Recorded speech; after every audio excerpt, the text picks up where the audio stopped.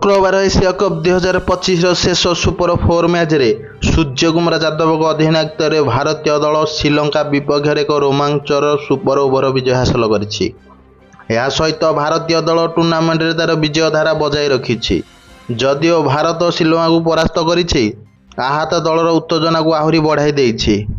Match समय allrounder Hardik Pandya एवं form रे थिबा ओपनर अभिषेक शर्मा आहत होई पड़िया छाड़ी देइथिले।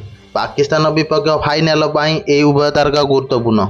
हार्दिक ताक बाम हामस्ट्रिंग आघात सहित संघर्ष करुवा देखा जाउथिला। से श्रीलंका इनिंग्सर प्रथम ओभर बोलिंग करिया परे पड़िया छाड़िथिले। तांकर प्रथम ओभर हार्दिक कुशल मेंडिस को आउट करथिले, जे निजर खाता खोली पारि नथिले। प्रथम ओभर पर बाहर को जाइथिबा हार्दिक आउ फेरी नथिले। अन्य पक्षरे अभिषेक शर्मा नवम ओभर किछि कष्ट अनुभव करुथिले। से दौड़ुथिबा समय तांको डाहाण जंग को धरिथिबा देखा जाइथिला। शेष में 10म ओभर तांको पड़िया छाड़िया पड़िथिला। श्रीलंका इनिंग्सर बाकी समय पई हार्दिक और अभिषेक उभय सेमानक गोड़ को आराम देवा बर्फ व्यवहार करथिले।